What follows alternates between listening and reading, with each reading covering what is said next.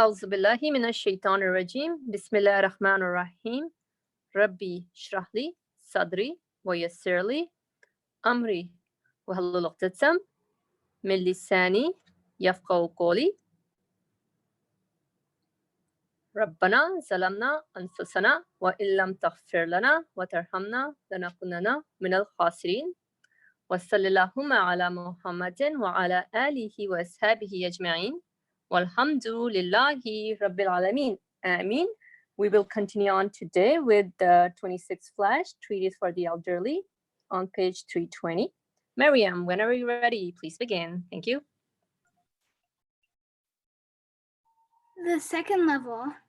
At a time when, in my old age, exile, aloneness, and isolation, the worldly were attacking me with their spies and stratagems despite my boundless innate impotence. I told my heart, whole armies are attacking a single man whose hands are tied and is ill and weak. Is there nothing from which he can seek help? I had recourse to the verse, for us God suffices, and he is the best disposer of affairs. And it informed me of the following: though the document of belief, you become connected to a ruler of absolute power, who everything equips in perfect order, all the plant and animal armies on the face of the earth, composed of 400,000 different nations. In addition, he places in the extracts of the most merciful, known as seeds and grains, which are like the meat, sugar, and other food extracts discovered recently by the people of the civilization, but 100 times more perfect. All the sustenance of the huge armies of foremost man, and of all the animals. He folds up inside those extracts he folds up inside those extracts the instructions of divine determining concerning their cooking and development, and places them in their tiny protective cases. The creation of those tiny coffers is with such ease, speed, and abundance from the factory, which is governed by the command of be, and it is, that the Qur'an states the Creator merely commands, and it comes to being. Gaining such support with the document of the relationship of belief, you can rely on an infinite strength and power. As I assimilated this lesson from the verse, I found such a moral strength arising from the belief that through its power I could have challenged not only my present enemies, but the whole world. With all my spirit I declared, for us God sacrifices, and he is the best disposer of affairs. Thank you, Maryam. Indeed, for us, God suffices, and he's the best disposer of affairs. Yeah, thanks again for your reading. So let's go back to where we started us off. The author is walking us through the meaning of the verse, for us, God suffices. He's really sharing his reflections on how is he making sense of it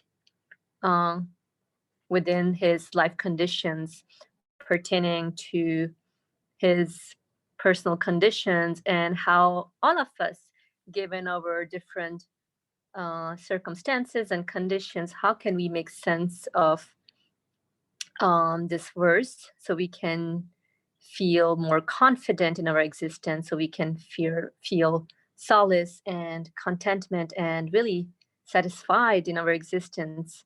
So let's check in.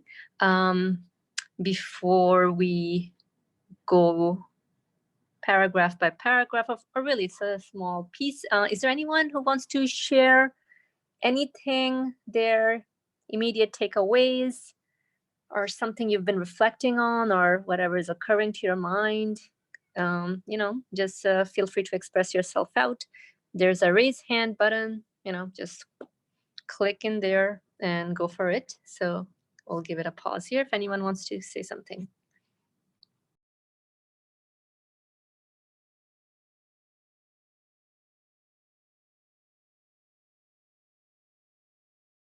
All right, so people are thinking, which is great. Mariam, is there anything you wanna share? Anything you wanna express out from what was read? The text isn't always that clear to me, so it takes me some time, and I usually take my notes out of the discussion. So right now, nothing really popped out at me. All right, I appreciate your honesty. Really, join my club. I feel the same way right now. So let's try to tackle this all together.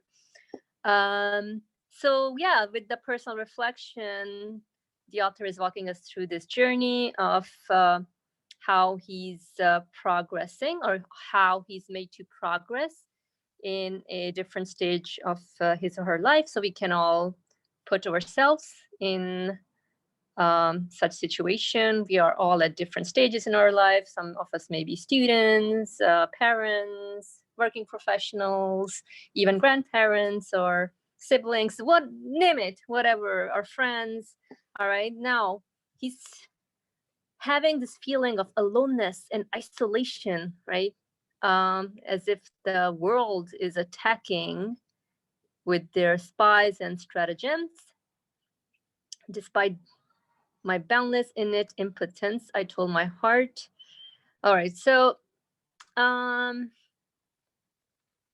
okay, so Hamim is going to highlight this part. I told my heart, whole armies are attacking a single man whose hands are tied and is ill and weak. So let's all bring this to our own selves. So we're gonna go to the micro level, the individual I, the human being. I'm given existence, and I'm so in need to be given existence. And I see Sohildar's hand up. Go ahead, please. Just my quick takeaway from this section. For us, God suffices. And you know, he's looking at his own life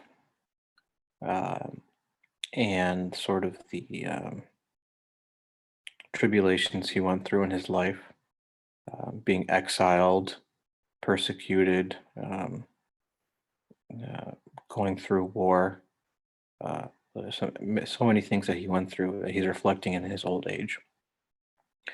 And he's thinking about how the entire world, or whole armies, are just going after one man. And not only one man, but a man who has no power in and of himself to sort of repel these attacks. And he's wondering where he can seek help from. And that's sort of when the light of that famous verse from the Qur'an, Hasbunallah wa ni'mal wakeel, comes, or he gets some insight, and he looks, interestingly, never thought about it in this way, he looks to creation itself.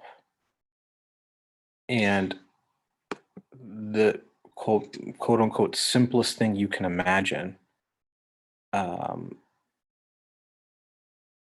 seeds and grains from which so many things sprout and from which man takes sort of provision from.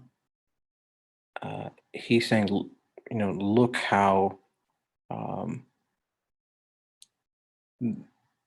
they gained so much support from his command, creational command, kun fayakun. Look at the power, the infinite strength and power of just what's behind those two letters, behind the kaf and the noon. That a seed and a grain can spring forth so much. How many different species are there on the face of the earth? How many things come of them? Meat, sugar, other food extracts that people take use of, consume, and are still discovering, as he says, even to this day. And this is sort of a secret or a very subtle demonstration of divine determining. That there is so much contained within those sort of seeds and grains. The subtlety of infinite knowledge, power, and will, and just a seed, because from that seed so much can spring forth. So look how these things out there in the universe, I mean, well, let's say just things in my immediate environment gain such support from this relationship to their creator. How about man with his relationship with his creator through belief? What strength can he get from infinite power and strength? And that's where he finds, as he says, moral strength arising through belief. That through its power, I could have challenged not only my present enemies, but the whole world. Because when you rely on God, or when for us God suffices, when you realize that must be true, that the truthfulness of that statement, you realize the entirety of the world is dependent on his command. So that if anyone were to seek aid from anyone, it would be the one under which the entire cosmos and all that it contains, it would be under the one whose command or dominion is the entirety of the cosmos. And he must know best, because it's within his absolute wisdom that things are given existence, even if those are things that, as he says, he doesn't like. So that's when he takes some sort of extract from, for us God suffices and he is the best disposer of affairs. That's what his spirit sort of concludes from that experience and observation.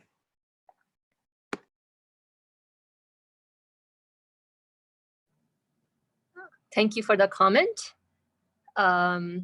So I really like the way you ended by saying that this is what in other words, a human being must conclude, that I am totally reliant on the source of my existence. And so just to go back a little bit from how the human journey starts in terms of, really, I'm looking for a point of support, because everything of this universe is fleeting, is just going away, transient, just like myself. We are all subject to perishing, decaying, although it may not seem as apparent, but change is happening. And so, it's really powerful usage of the wording that the author uses, that, oh, here I am, I'm in the world. And suddenly, since everything is leaving me, so then, I start becoming like, not enemy towards the world, but I'm like, wait, you guys are not satisfying me. So suddenly it seems like as if everything starts attacking me, the world that I live in, the universe. Here I am, I enjoyed everything, which, we do, but the things in and of themselves in the universe, they're not the source of my satisfaction. So clearly, the human spirit yearns for a one that can provide me with eternal satisfaction. And so when I walk through this journey and, reflection, contemplation, definitely, obviously, the author is mentioning in my old age, but we can all refer that to various experiences we may have. Even right now, we're experiencing a lot of things, you know, family time, there's a lot of interactions going on, you know, anything.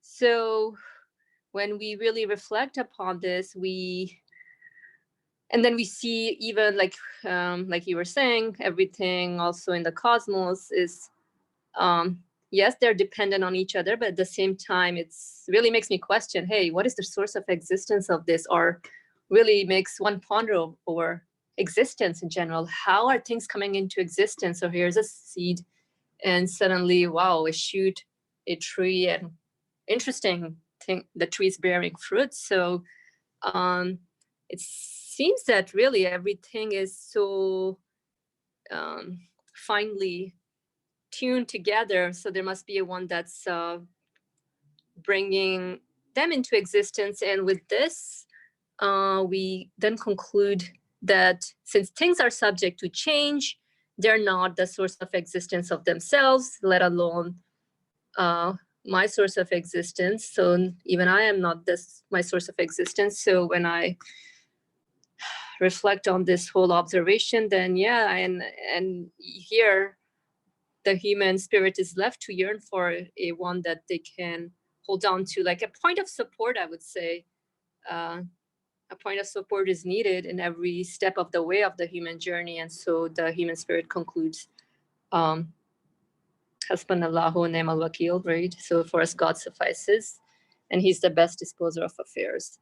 But that's just, yeah, in a nutshell, my takeaway from what was shared thus far. If there's anyone who wants to make a comment or has a question or anything from the text that we read or anything that was said, feel free to express yourself out. Raise your hand.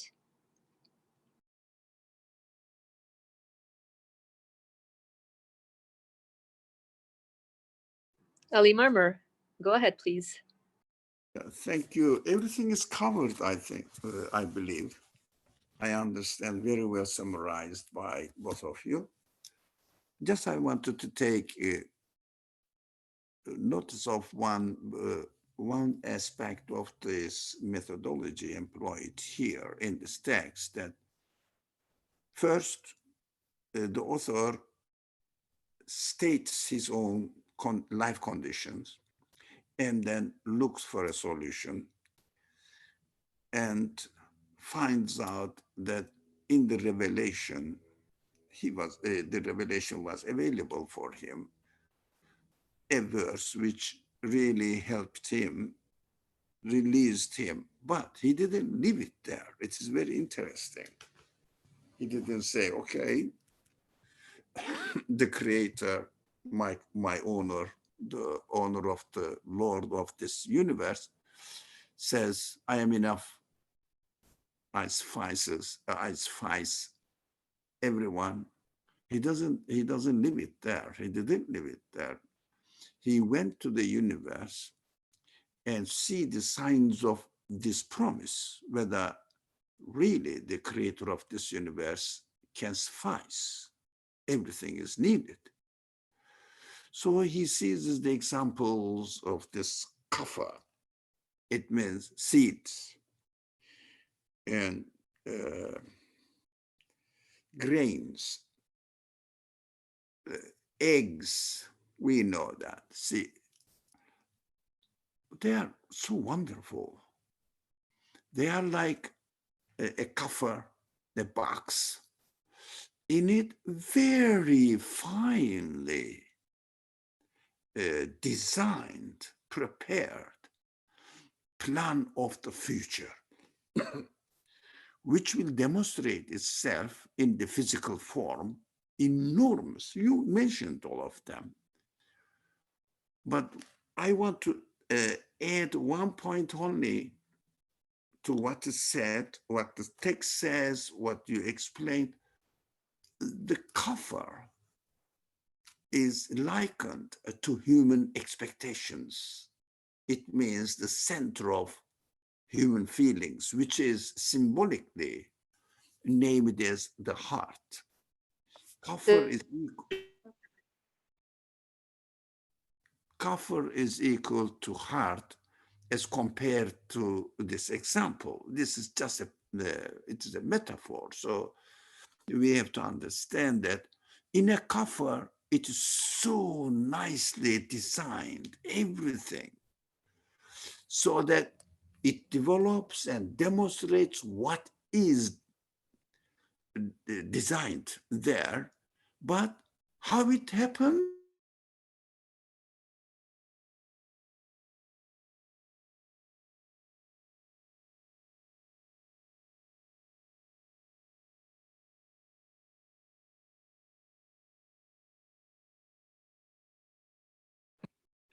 I don't think we can hear you.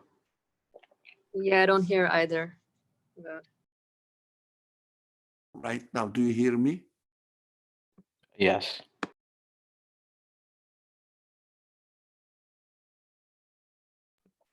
Now we don't.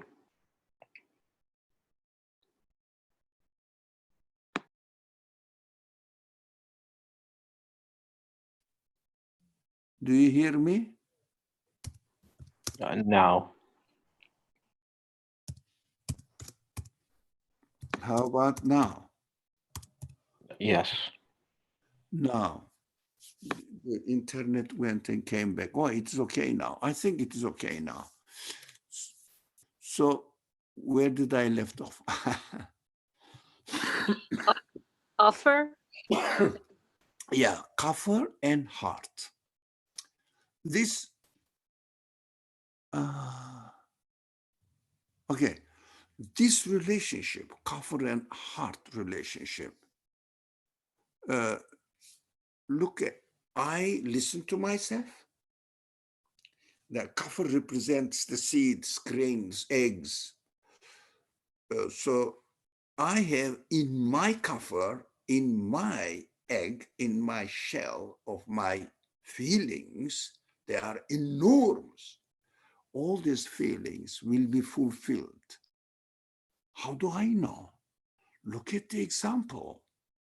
Do you think the creator of the universe is creating the things in this way, the way it is creating now and demonstrating how he acts, how his plan is in the universe? The same, exactly the same plan works for you as well, all human beings. That is the news I receive from the creation. So what is happening now is the perfect harmony between what I feel, what I hear from the creator of the universe, and me, what I see physically demonstrated in front of me as a work of the creator and related to myself, saying that universe, and including me, of course, in it, has a creator which is demonstrating what he can do, what he is doing in order to give me an answer to my hidden expectations within my heart. Hidden expectations because physically you don't see it. But as far as I'm concerned, or everybody can say, as far as you are concerned, I am concerned, everybody can speak on his behalf and say, whatever I have in my heart, definitely they are going to be fulfilled. How do you know?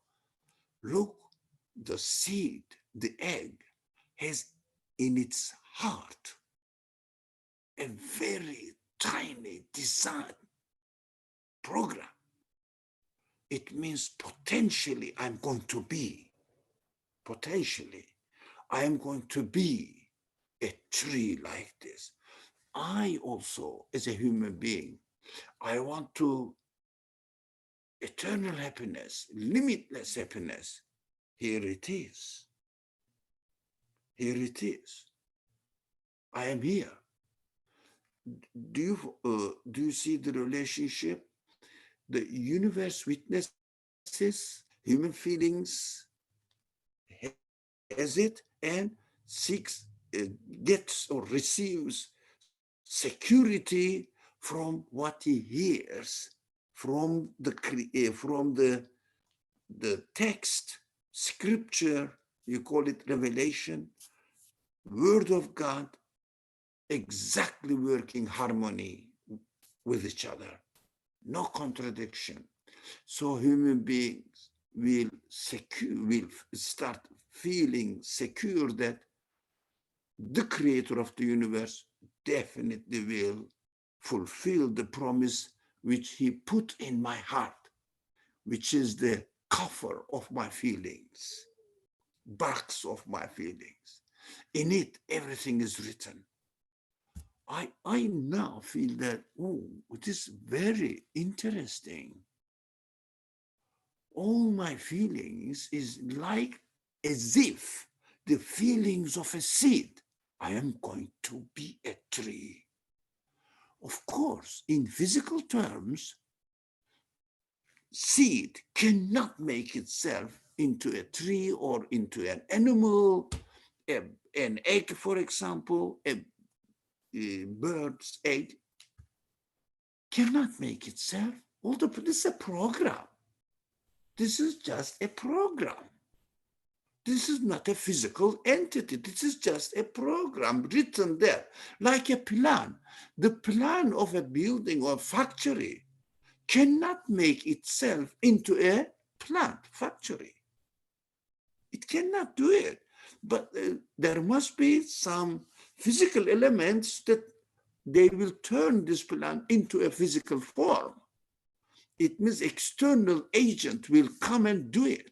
So the one who has written this plan promises that it is going to make it and demonstrates that, look, it is doing it. Out of an egg, there is a very small cell in it. Out of this cell, a bird comes and starts speaking, eating, flying, getting, knowing his way and finding its species and making a community with them. Oh, what a wonderful family life they are having. Takes care of their chicks as well, their baby birds. Oh, wow, how it happened. Everything was promised in the cover of the egg. My cover is my heart. Whatever I have here definitely will be performed.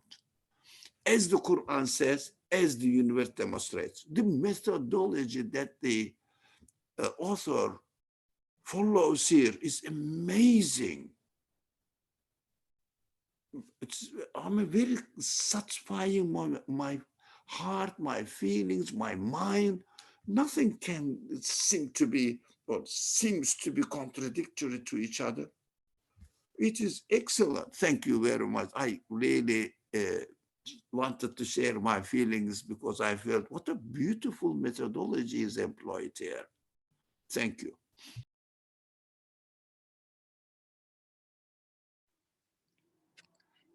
Thank you for this beautiful comment.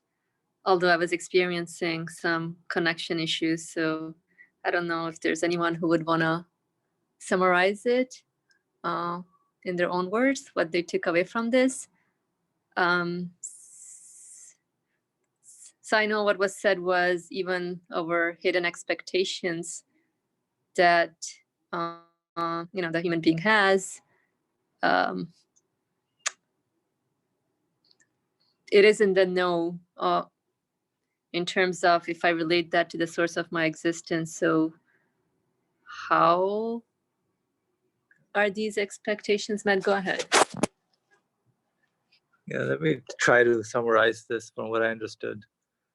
So, Brother Lee, your explanation was that, so the author was sharing his feelings, basically being attacked and in personal level, and then he just didn't stay with the guidance that it comes to him of, for us God suffices, and he is the best disposer of affairs. Okay, yeah, that comes to me. But then he went further and he goes in terms of verifying it in the universe. He says, okay, hey, let me look and observe and really see the evidence out there, and he shares those examples, basically looking at the seeds, and you gave up the example of the eggs as being like miraculously they're like coffers which hold what that potentially they grow, the seed grows into a tree, or the egg becomes hatches and gives rise to whatever birds that it is coming. So that is something that is amazing, which should amaze us. And then you link that to our heart being a coffer as well, and which I found the explanation really beautiful, but I was just wondering how you linked it, although, I mean, it makes perfect sense to me that the feelings that the human being has in terms of, the potentiality that everybody experiences, and just similar to how you observe in the universe from the seeds or the eggs, whatever there is, tiny thing, and same thing, our hearts have those feelings within us, those human feelings, and that they are looking to grow, actually. And this evidence proves to me that the coffer within me, in my heart, should also, gets that satisfaction from my observation in the universe, and then I can go back methodologically to the verse and say, yeah, that is correct. Indeed, for me, God suffices, and He is the best disposer of affairs. So that's how I understood it for you. Yeah, that makes sense now. Thank you for summarizing it this way. Just checking in to see if anyone else wants to say something or add on to the comment. Alrighty. So Hildar, go ahead, please. Just to add on to what Ali Mermer said, in that comparing human spirit to a seed, just like the seed has a potential as sort of, as Norshi says, folded up through divine determining, man's spirit also has the instruction of those qualities he has looking towards eternity, and therefore looking back to their source. And in a way, just as the seed needs water and sunlight to grow, so too does man need belief for that sort of seed of his spirit to, blossom and grow. Otherwise, without belief, it's just a seed. There's a potential there. There are those instructions there, but the seed never breaks open to reveal what's within it, what its potential is by actually becoming known. So to me, that's the importance of the relationship of belief, is that that human seed can be planted, cultivated, and grown.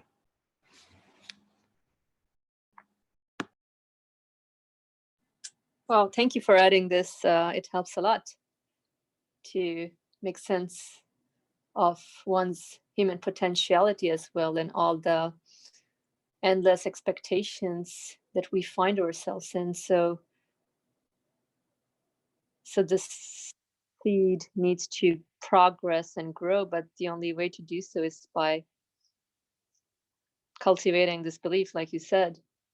And that really comes up with not only interacting with the universe, but also with each interaction must come a conclusion as well. And that's how the seed can sprout within the right conditions. And then I see that, thank you for that. And the friend here as well. Guled Ali is saying the seed is a stunningly accurate metaphor. I love it. Hey, Guled, do you want to express this out a little more?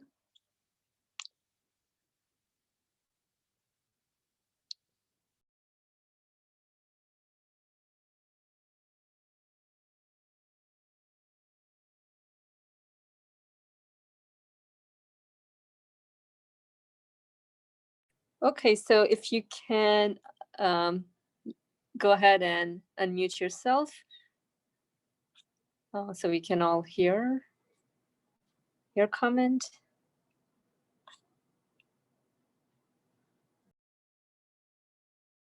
Or if you're having connections, like you said earlier, with your internet, then, I mean, if there's anything you want to put out on the chat, feel free to type it in and someone will read it. So no pressure on that. So in the interim, is there anyone else who wants to make a comment or say something? Okay, yeah, this is interesting. Even I was pondering more over this seed metaphor. It's amazing. It's thank you, HBZ, for the thumbs up as well. Anytime, anyone, just feel free to say something. If you want to say something, yeah, go ahead. I don't know if it was a thumbs up or a hand raised up, but it was something blue that I came across. I assume it was raise his hand. It's both. Go ahead. Yes, let's hear from you, please. Assalamu alaikum. Yeah, I have to do thumbs up. I don't have the hands up option.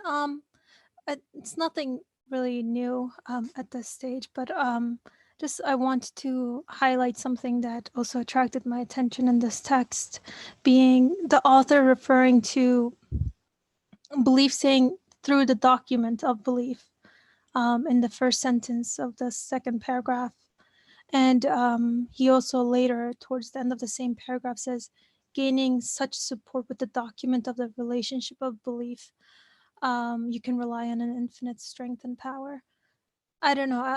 I was also thinking about, not he could have easily just said, through belief, you become connected to a ruler, whereas here he makes this, this distinct word choice, I guess, in addition to almost attract my attention to something here, which I believe has already been highlighted, which as I was reflecting, I think it must be to the idea that, utilizing or going to the universe and using that as a point of proof or a document to read, if you will, to confirm the statement in the verse itself. And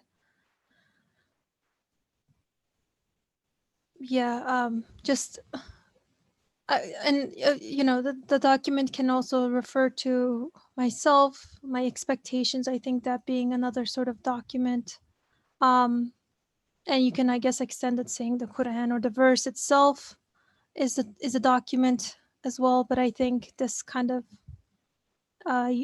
relationship that's also being subtly, or maybe not so subtly, highlighted.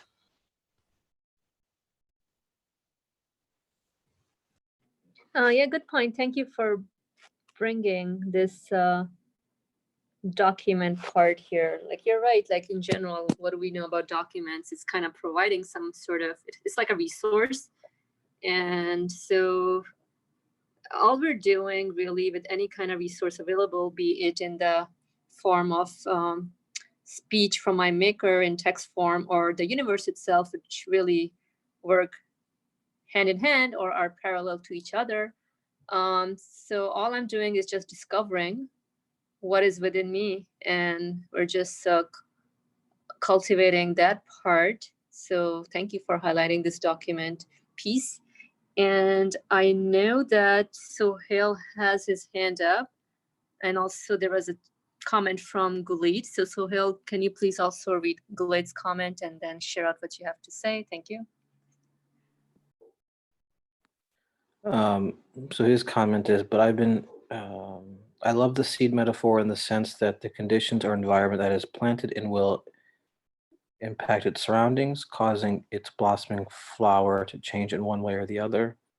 But I've been revolving around how one's realization, discovery of the seed and its comprising parts is imperfect relative to the perfection of its whole, referring to how I've been interpreting the partnerness as which are discovered recently by the people, but 100 times more perfect. So I don't know if he wants to comment on that, but I was just going to say in relation to Hatija Beza's comment about document, it's interesting. Unlike physically, where a seed needs something external to the self, as in like water is distinctly different than a seed. They're two different things, but the seed's in need of water to grow. Let's say in this example. Belief is not something out there. It's not something extrinsic to man's spirit. It's written on every seed, the immaterial aspect of every seed. It's there. The instructions of divine determining, it's not, they're not out there like something foreign. In every seed, the instructions of divine determining are written. So you can see the imprint of divine determining there. Likewise, man's cultivation is not something external to himself. So the document of the relationship of belief to me, it's documented where it's already documented within oneself. It's already written down. The instructions are already there. The instructions for how to make sense of this world, how to make sense of how you feel and what your expectations are already within you. Yes, you need revelation to sort of make that known, but revelation reminds you of that which is already within you. So things are already documented, everywhere, whether it's in the seed or the tree or man's spirit. It's already there.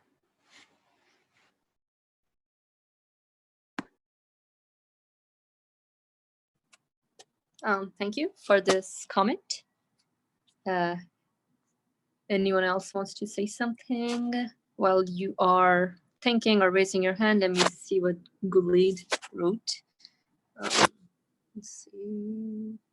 So just continuing on to his comment, he says to try to put it in a more condensed form, the creation of the seed is perfect and its discovery is limited. Yes, the creation of the seed is perfect and its discovery is limited. I'm not quite sure if I follow this well. Its discovery is limited as in, but the seed has endless potentiality. So me discovering it, like I have the potentiality of discovering like endless discoveries I can go on with the seed. So, but my lifespan won't be enough perhaps to discover all the potentiality within the seed. If I understood the comment correctly, great. If not, please correct. If anyone else wants to chime in as well, go ahead.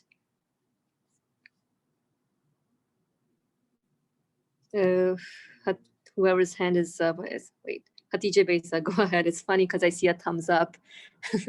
So it's a raise of hand. Go ahead, please. I'm giving you a thumbs up for allowing me to speak.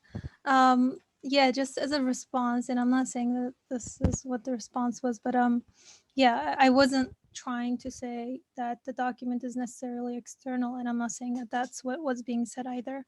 But along the same vein of thought, I think, the universe, myself being a part of the universe as well, and yeah, I guess like revelation then being utilized in a way to discover something within myself, but also learn to discover it within myself. So something that is already there, but learning to make sense of it.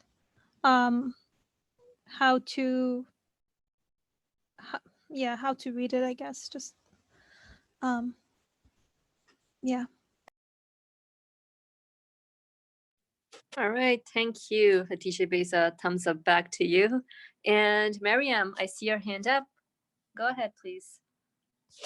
I had a question about something that was said. So just to clarify, is belief something that is not from within or something that is from within?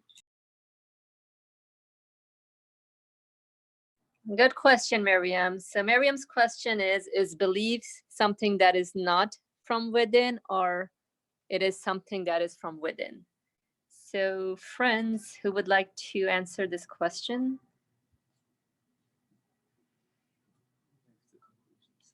Let me see, somebody has it.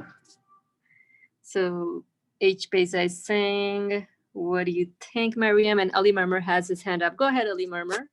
Not an answer. I didn't understand the question. I think Miriam needs to explain it for me because my English is not enough.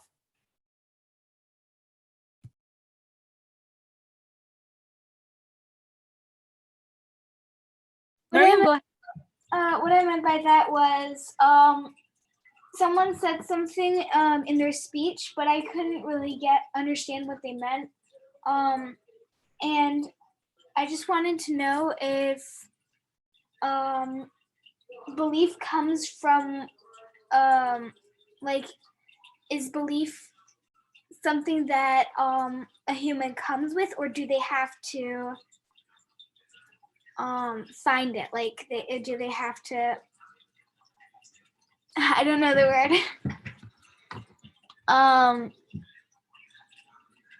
Do they have to do something to understand belief or something like that?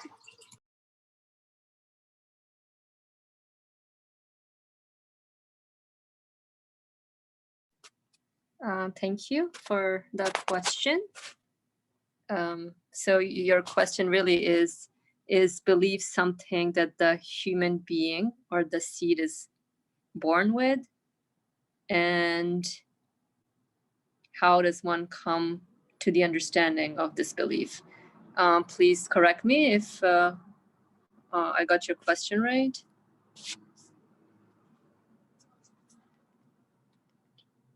Okay.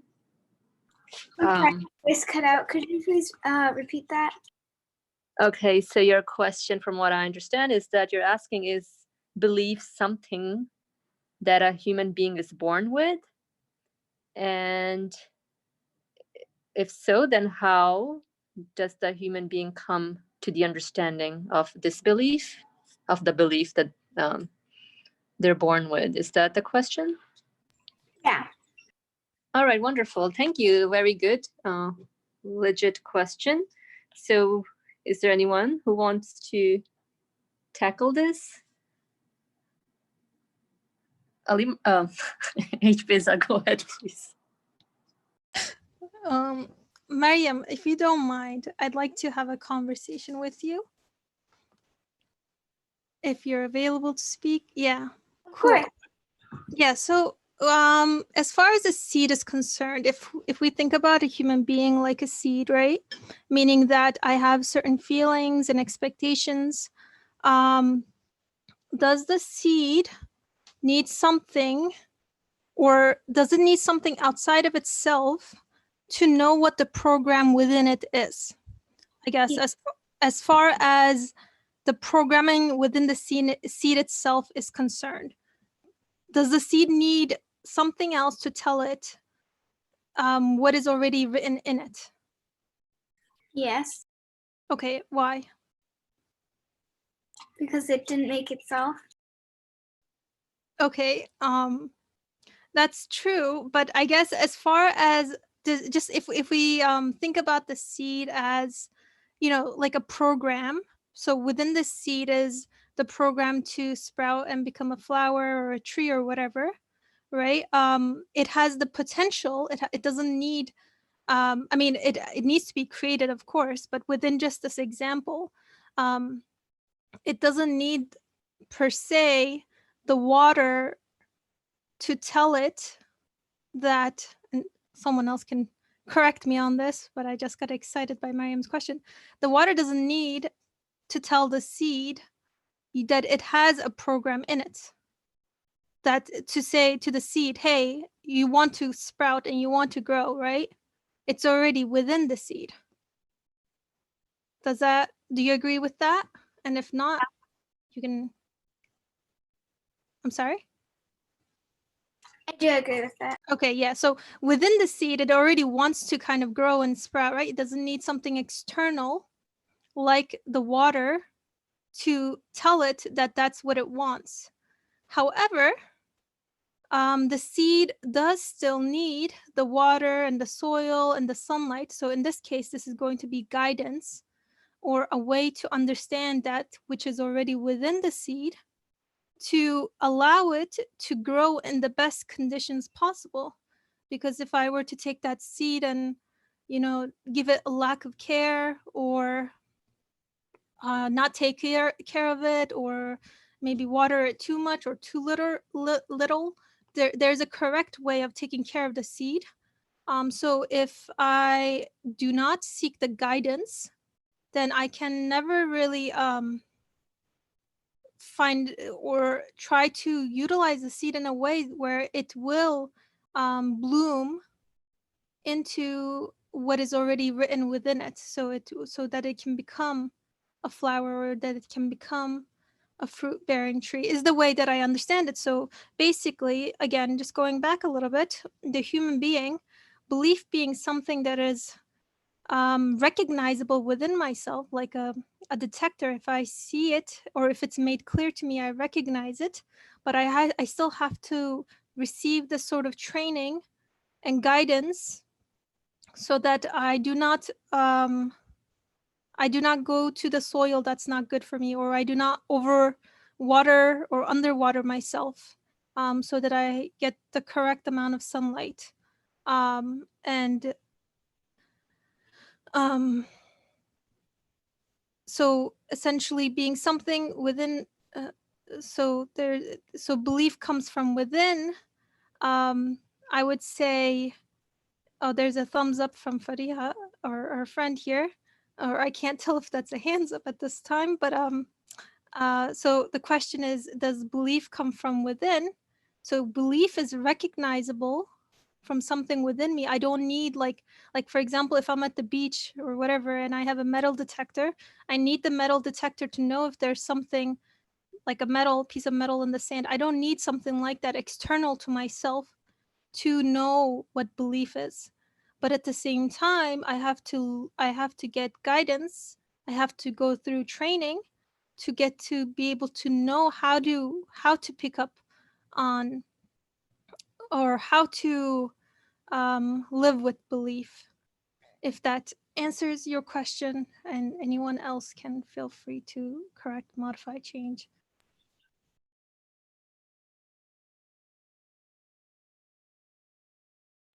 Thank you, HPSA. That really made sense. It was a good comment on that question. Let's see, Ali Marmer has something to say. Go ahead, please. So everybody wants to talk to Maryam because I believe that if Maryam says, "Oh, I understood," that is the aim. So Maryam, can I ask you a question? Of course. Of course. Thank you. When you get hungry, how do you know that you are hungry? There's a signal in my body that tells me that I feel hungry. No, where is the signal coming? How is it traveling in your body, physical body, and how the brain works? There is a system, yeah. There's a program, yes. But how do you become aware of it? Aware of it, so that, oh, I am hungry, I must eat. How do you decide that you must eat? These things are so interesting, aren't they? Yeah. No, so if you are in a dangerous position, for example, let's say something splashes into your eye, automatically your eyelids close, right? Right. Now, how about when you are thinking some ideas come to your mind. We call it, it came to my mind. Where did they come from? It came to me. Where did they come from? I don't know the answer, but it happens. We call it, or commonly it is called in the literature, that human beings has consciousness, self-awareness. I want to love something. When I see a beautiful thing that I enjoy, or when I hear a nice joke, story I love, I enjoy, how do I enjoy? Which signal comes to me? Which nerve system brings this enjoyment to me? I laugh. When sometimes I cry. Why? Where did they come from? Yes, I am able to cry, but these feelings, where do they come from? So exactly in the same way, I understand that my feelings, I am aware of them. That's how I am. Maybe seeds or grains, I'm not aware of what they are. I don't know, but I am aware of my feelings in my heart, in my feelings. So it is called, the heart is the symbol of the language, the box which represents, or which includes, representatively includes what our feelings are, represents the feelings. That's the language. So I'm aware of my feelings. I want not to get old. I want to be happy. I want to be safe. I want not to be ill, etc. I want to enjoy my life. These are within us. So I want to feel secure in my existence, so that I shouldn't disappear from this world. That's how my reality is. I am a self-conscious being, whatever it is. Biologically impossible to demonstrate. We cannot demonstrate it. I am aware of myself. That's what I am. I want, if someone insults me, I feel miserable. If someone does something in favor of me, I love this person. That's how I am. So I want to make sure that my expectations must be fulfilled, because I have the expectations. What are they? For example, I don't want to disappear from existence.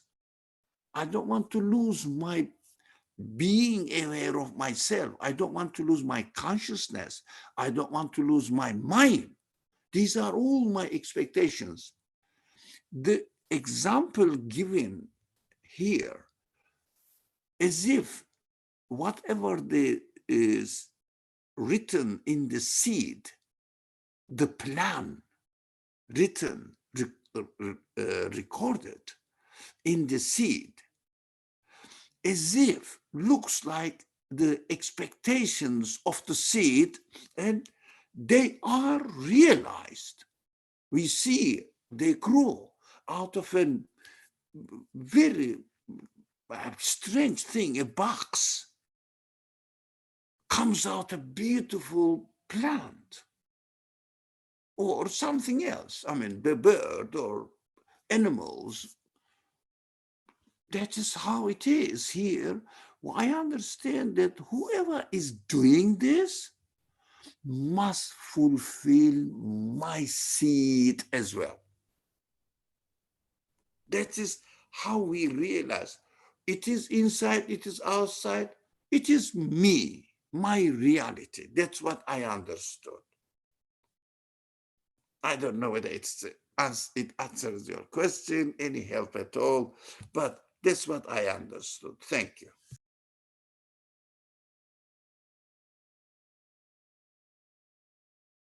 That's good. Thank you for sharing that, Ali Murmur. Mariam, is everything good? Yeah? Let us know if it makes sense, if it... That was very nice. Thank you so much. Excellent. And I see the big smiley face. All right, that's good news, inshallah. So let's see and check in to see if there's anyone else who wants to say something. Anyone who has not spoken? If you want to express yourself out or has a question or just want to add on to the conversation, go ahead. Give in a couple of seconds.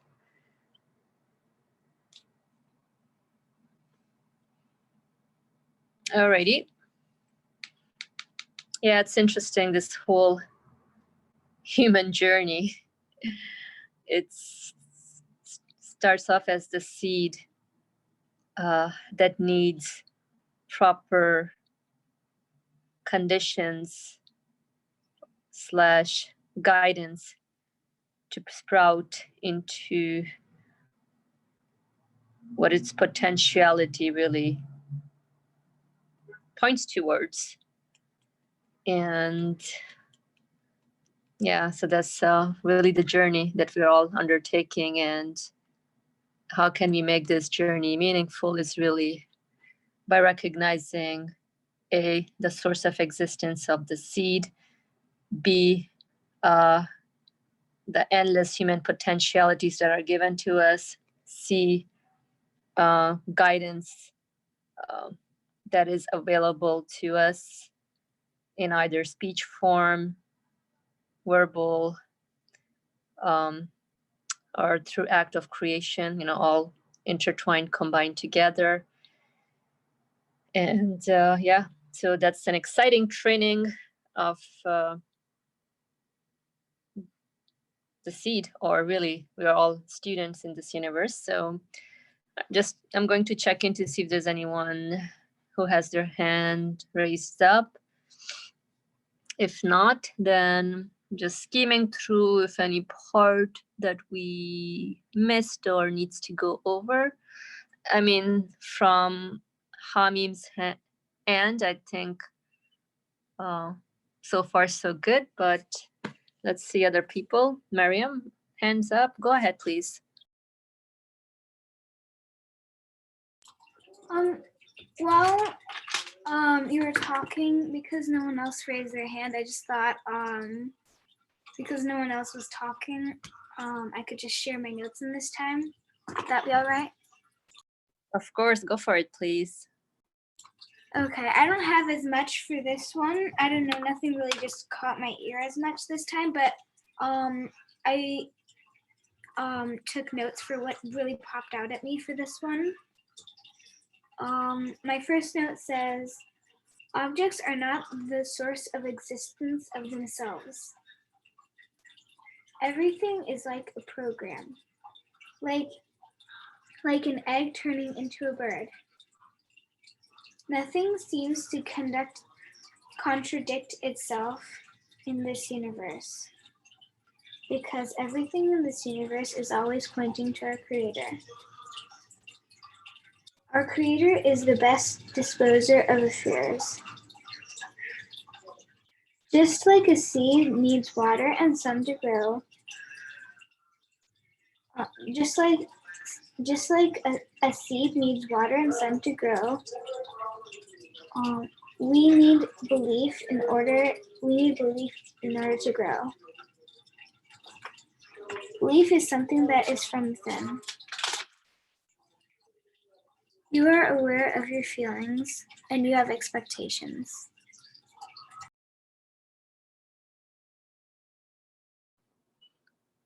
Thank you for sharing your summary, beautiful comments.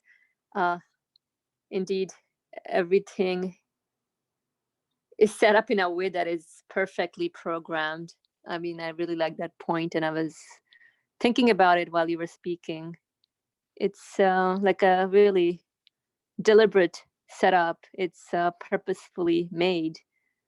Even for a seed, the conditions that are needed are perfectly set up: water, sun, soil, and everything else. The ecosystem and all the nutrients in the soil, it's perfectly programmed, both within the seed and even the surrounding outside conditions.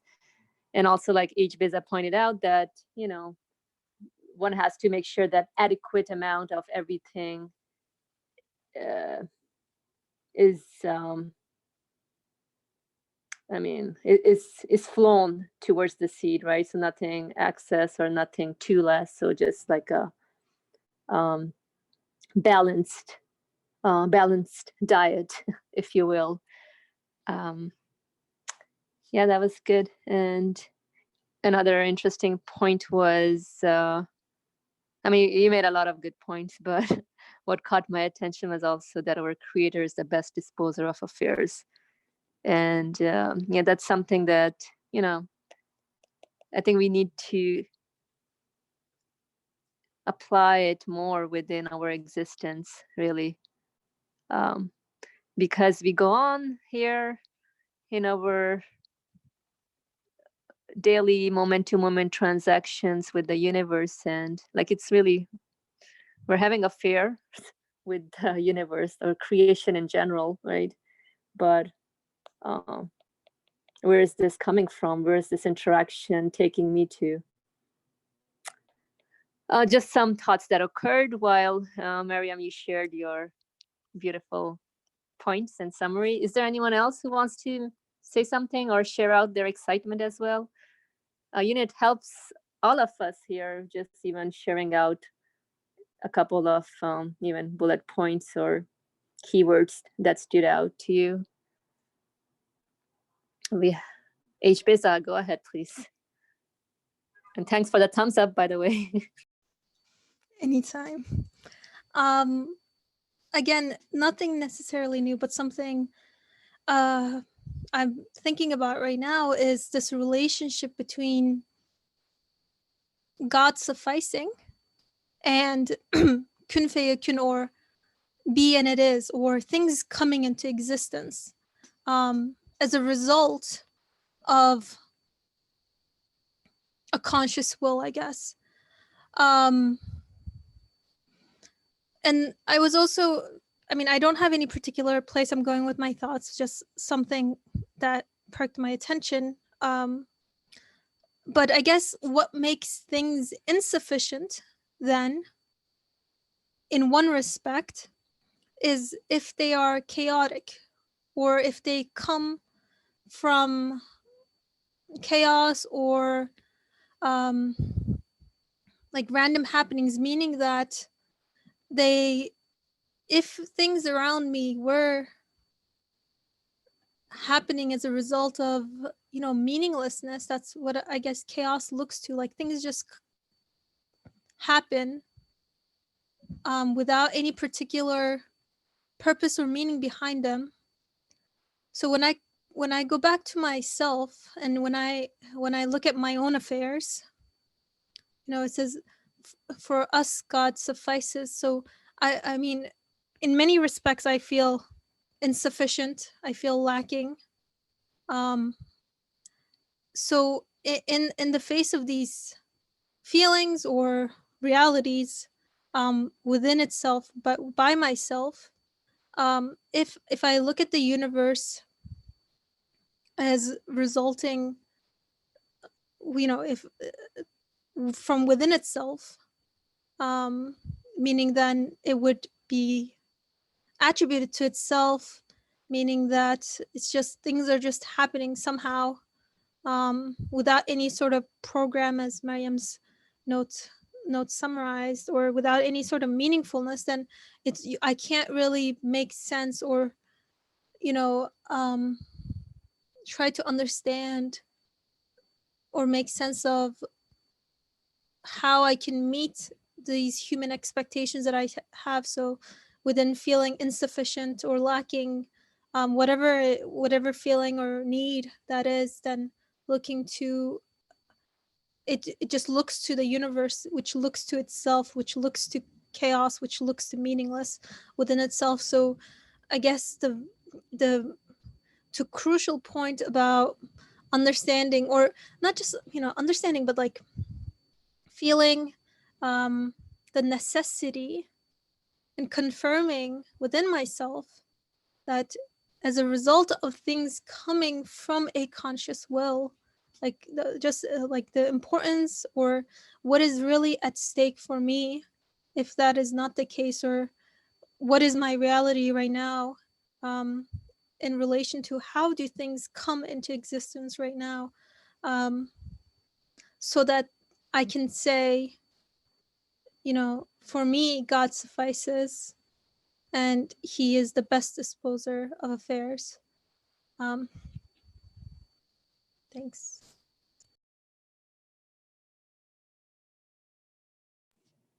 Thank you for this comment, HBiza. Interesting indeed. Even I was thinking about coming into existence. You know, I didn't choose to come into existence. I'm given existence. So here I am. Even that becomes, you know, from this, I can then do a lot with this analysis or just pondering over this, where I realize that I must have an existence giver. And when things seems chaotic, that nothing seems to make sense, then I can always refer back to my existence and sort of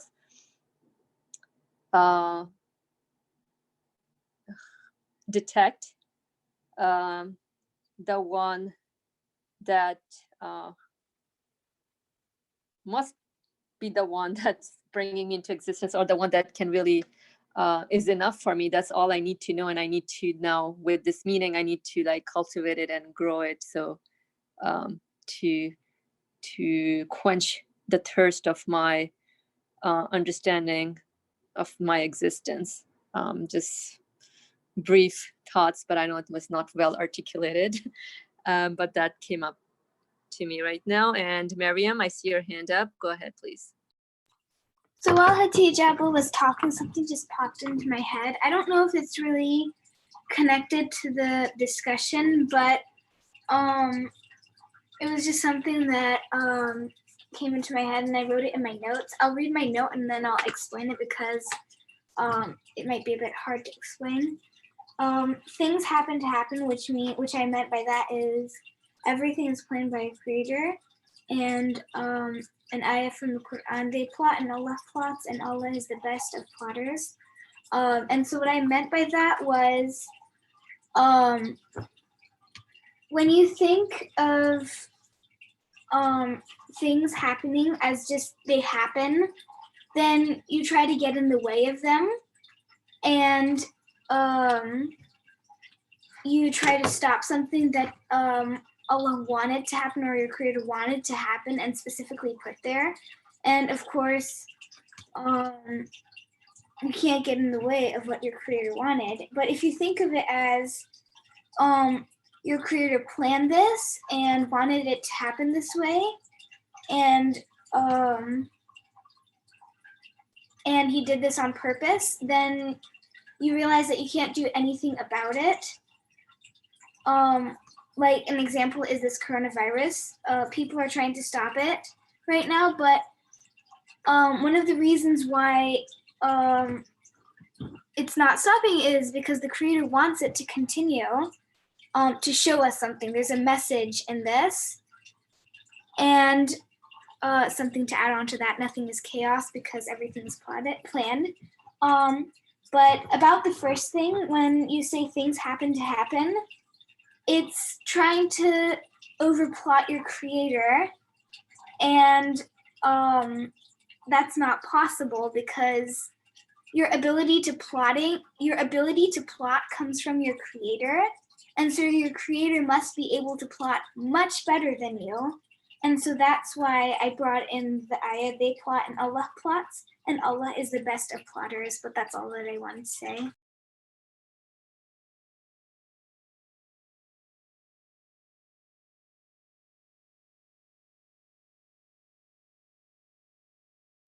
Thank you for sharing this comment, Miriam. You had applause from H. Beza and a couple of other folks. And I see Tolu's hand is up. Tolu, go ahead, please. Hello, hi. Hello everyone. When Faria was speaking, a question came to mind that I've had before. It's slightly tangential to what we're talking about, but I just figured I'll ask it anyways. You know, so sometimes when I am trying to refer to the creator, and so I am saying, okay, I was giving existence to, I need this thing, whatever it is. Oh, existence giver, who gave me this need? Help me fulfill this thing, whatever it is. A question that comes to my mind, it's probably a very human question, is one, is the creator, is the existence giver even like listening? One. Two, also a very practical human question is, that I ask myself is, there are 7 billion people in the world. I don't know, maybe 8 billion now. So if all 8 billion of us are asking at the same time, and we're all asking for different things, it just feels like a very practical human question I have is like, can the existence giver, or how will the existence giver be able to listen to all of us in all the different things that we all want? And practically, how is he? Like, it just feels like there's so many people asking for so many different things that maybe he's not able to reach me. Maybe he's busy with, I don't know, the other 5 billion people that are asking for 5 billion other things. So that's just a question that I have, that I face in my day-to-day life, and I just wanted to just put out there. Thank you. Thank you, Tolu, for asking this question. Very legitimate human question. I know Miriam has her hand up, so let's see what Miriam has to say, and then we can touch base more on it. Go ahead, Miriam. I actually have an answer for this. Is it all right if I answer this question? Go ahead. Okay. Please. So, we are given the ability to answer questions, but we can't answer questions, like more than one question at the same time. But by that, you can understand that you just have a little drop of what your creator can do. And so that shows that your creator is unlike you, and he has the ability to answer questions, but unlike any version, any way that you have ever seen in this universe, because if your creator cannot answer more than one question, then your creator is similar to you, which cannot be possible, because if your creator is similar to you, then that shows that any person on this planet can also be a creator, and that's not right, because that just wouldn't be right. Why would the creator create something like themselves? It's just not possible. And so your creator has to be unlike you and more powerful, and like something that you have never imagined before. Like we cannot see our creator because he is so much more powerful and bigger than us. It's like that.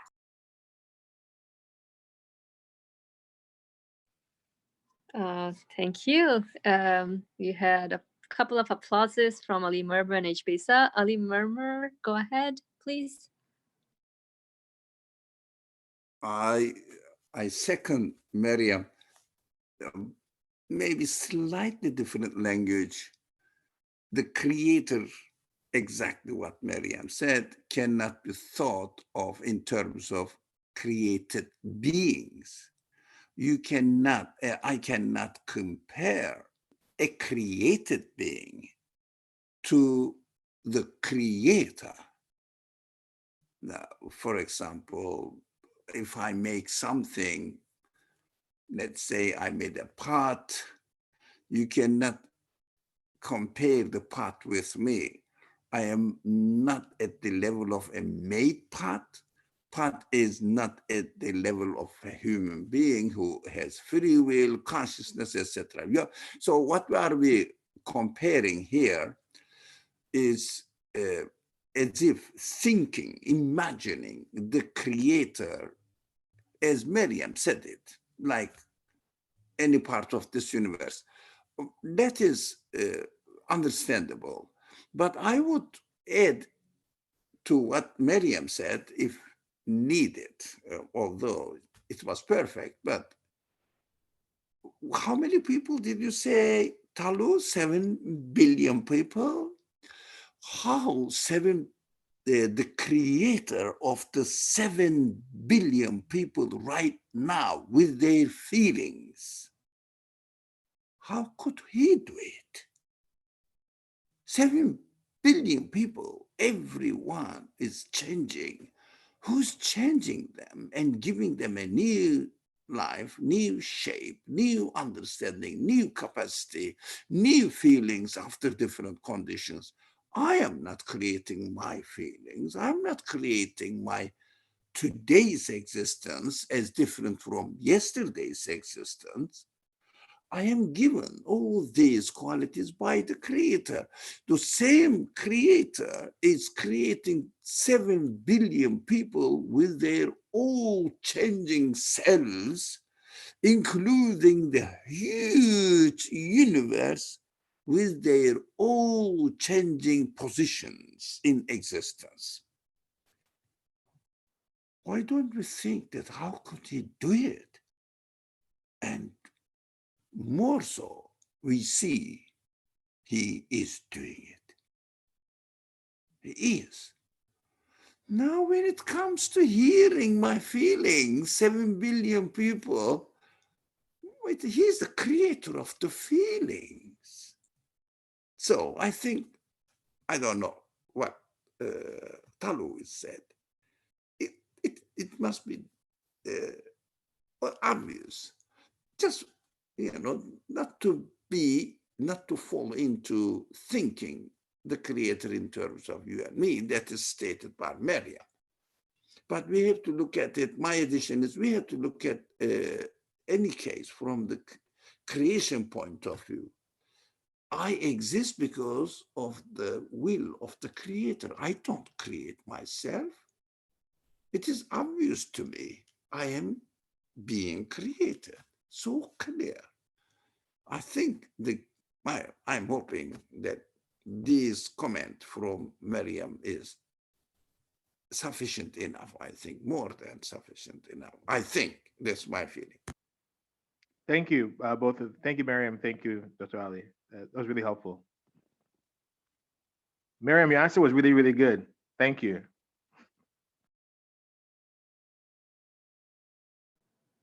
All right, thank you all. I see H. Beza is, I assume it's a hands up, or It's both. go ahead. Just a small addition. I know we're out of time. I think the very human question that was asked.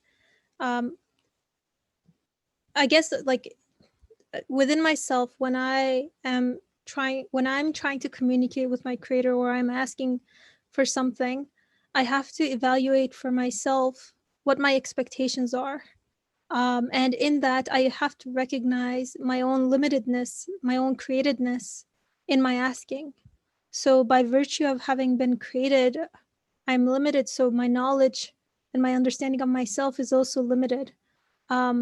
So in my asking of the creator, asking for what is best for me, or what I want for myself, if I don't get that thing, it doesn't necessitate that, that there is that, it's not my turn yet in line and everyone's just going to the creator one by one, but rather whatever it is that I'm getting instead of whatever it is that I want, or maybe the lack of whatever it is that I want, that is what is being given to me, and the feelings that are being given to me. So there's never really, something is always being given to me. I'm being given existence with a particular set of feelings. So if he gave me these feelings, help me make sense of these feelings within myself, because I'm not surely the one who is giving existence to the feelings, and making sense of them may not be may not mean that I get what it is that I want, whether this be something physical or otherwise, like a material thing. But I think just reevaluating the basis for which I base my expectations upon my relationship with my creator is concerned. Sorry, can I just pick it back? I know we're out of time, but hey, Beza. So I struggle with me not getting what I want. Like when I reach that place, I'm not sure where to go next. So if you have anything to share there, I'd appreciate it.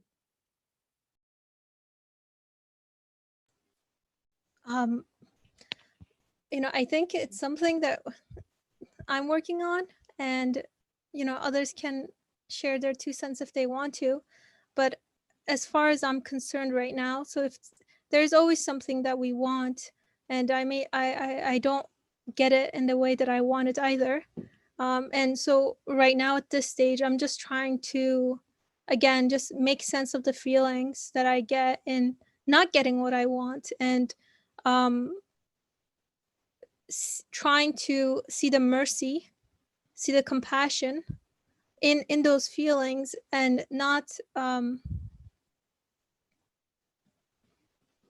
I don't know, like the fact that trying to connect my feelings to my understanding that the source from which these feelings and these needs are coming from is an absolute source. So if, like, in theory, I know that like if the source is eternal, then it doesn't really matter what I get or what I want. And it's, in a way, it's like, what more can you want? But at the same time, just trying to there's a hand up, but yeah, I don't know if that made any sense. I mean, just trying to reevaluate my relationship with my creator and what my expectations are based on, so that even if I may feel disappointment, trying to make that feeling of disappointment meaningful for myself. Just staying with it, reflecting on it, trying to understand what is at stake for me. Do I really see myself as the owner of myself, that I know what is best for me, so that when the creator doesn't give me that which I want, then I feel that I'm at a loss or something? I don't know, like maybe I'm being a semi-pharaoh within myself, saying, look, why don't you give me what I know is best for me, whether that is truly not the case. So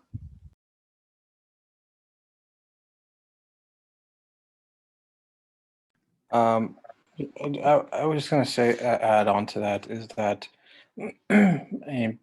going back to the section, for us, God suffices, and He is the best disposer of affairs. What's to me important is knowing that anything that I have or in possession of is simply given. So in other words, all things must go back to Him, or in other words, all things must belong to Him. And knowing that whatever sort of situation I'm in, whether I like it or not, or don't get what I want, or do get what I want, the most important aspect is not really what one has or doesn't have. It's realizing that that he must be the one that is taking care of me. He is the only one that can be answering my needs. And really fundamentally, I think your question, when you said get what I want, to me, I took that as something in this world. I don't get something in this world, but Norsi here to me is talking about something even more important than that, about man's eternal needs, the only thing that can really provide him satisfaction. is answering to his internal needs that his spirit yearns for. So who can be the only one that answers that? It's the one that gave man those qualities to begin with. That's within his spirit. And in through this world,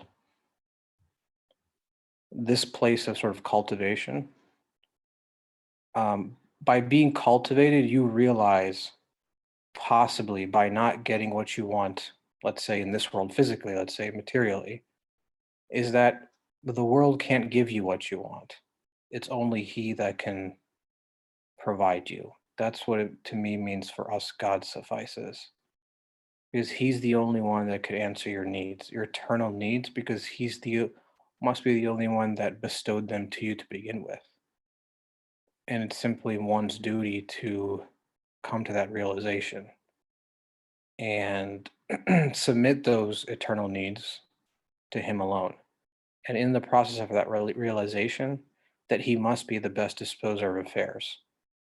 Because in every seed in the world, whether material or immaterial seed, there is the instruction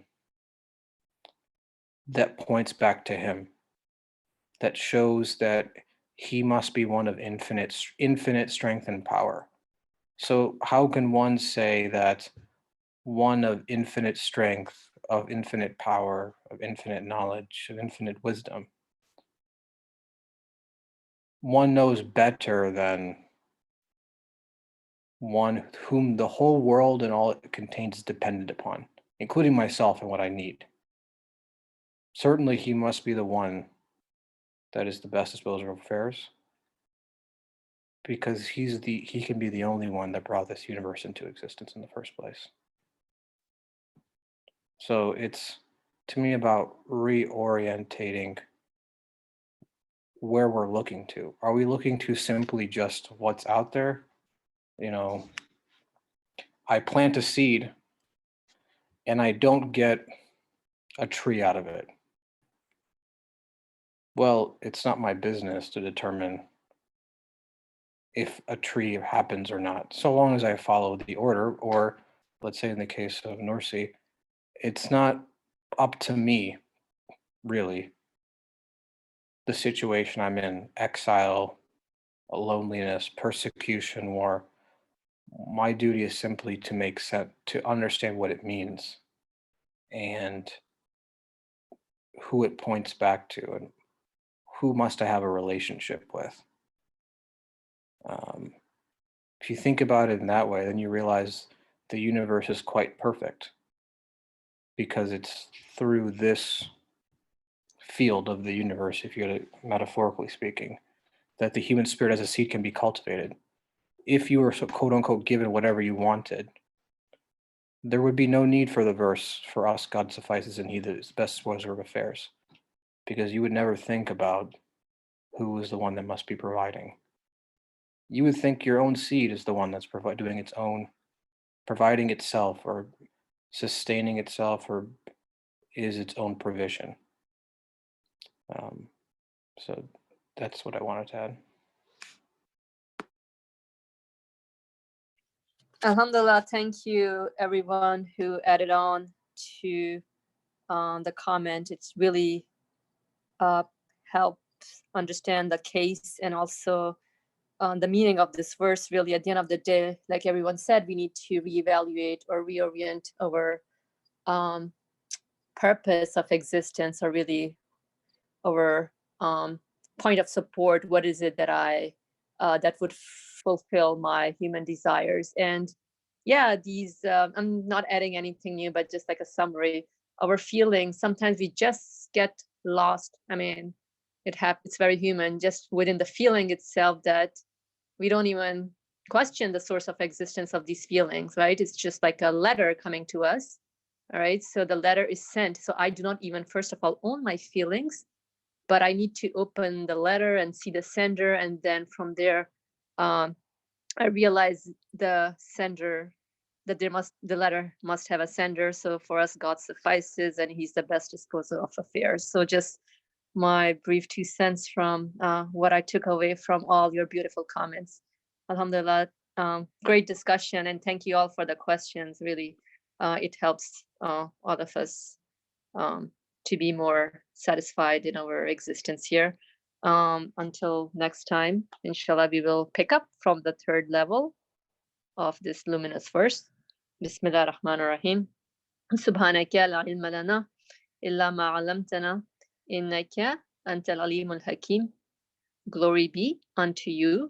We have no knowledge save except that which you've taught us. Indeed, you are all knowledgeable, all wise. Wa akhiru da'wahum alhamdulillahi rabbil alamin bi hurmati sirra suratil Fatiha. Ameen.